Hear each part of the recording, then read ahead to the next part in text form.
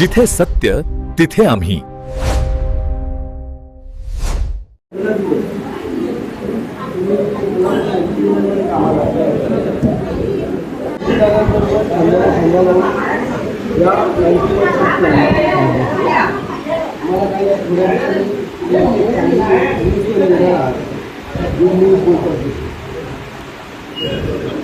Election आली मला तर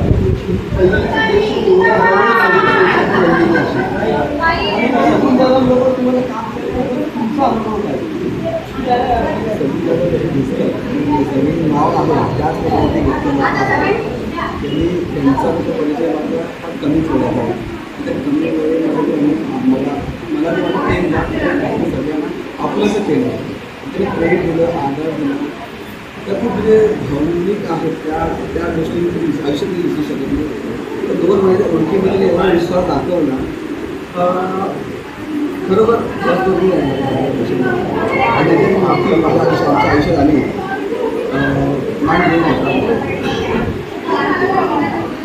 कसं आहे तुमच्यासाठी आज प्रश्न आहे तुमच्याकडे बघितल्यानंतर एक शिवसेनेला एज्युकेटेड चेहरा मिळाल्यानंतर काय होऊ शकतं आणि तुमच्यासारखे कार्यकर्ते जेव्हा पक्षात येतात त्यावेळेस तुमच्याकडे बघून तुमच्यासारखेच एज्युकेटेड लोक ज्यावेळेस पक्षाच्या कामाला जोडले जातात त्यावेळेस अशा पद्धतीने आज तुम्ही इंजिनियर आहात तुम्हाला सकुनदारांबरोबर काम करतात किंवा तुमच्या मला वाटलं तुम्ही तुमच्या महिला विभाग प्रमुखांबरोबर पण तुमची एक टीम होती तुम्ही एकत्र काम केलं तुमचा अनुभव काय होतो तुमच्यानंतर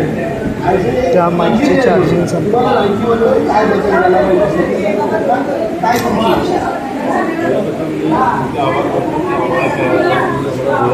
केलं आणि लाख धन्यवाद तुमचे. दुसरी गोष्ट दादा ही हे व्यक्तिमत्वच एक प्रभावी व्यक्तिमत्व असं आहे. त्याच्यावरती आम्ही आमचं म्हणजे कामधाम सगळं सोडून त्यांच्या मागे त्यांच्या विजयापर्यंत नेण्यासाठी आम्ही खूप प्रयत्न केले.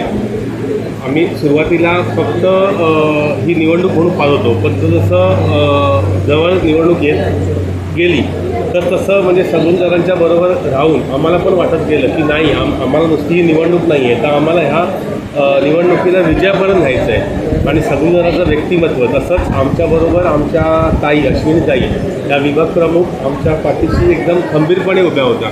त्यांच्या गाईडलाईन्सप्रमाणे मी माझा सहकारी योगेश गिलगेले आम्ही शिवसेनेसाठी जीवाचं रान केलेलं त्यामध्ये तुमचा पण सहभाग आहे होते साहेब असं आम्हाला सर्व ठिकाणी वाटलं. आम्ही जवळजवळ म्हणजे आमच्या बॉसला पण कन्व्हिन्स केलेलं की आम्हाला आमच्या विभागामध्ये चांगलं नेतृत्व आणायचं आहे. अजूनपर्यंत आमच्या विभागामध्ये आमदारकीचं नेतृत्व होतं पण त्याला आम्हाला कुठेतरी खिंडरपणाची होती आणि त्याला एकदम म्हणजे जालिम असं होतं सगुनदादा होते.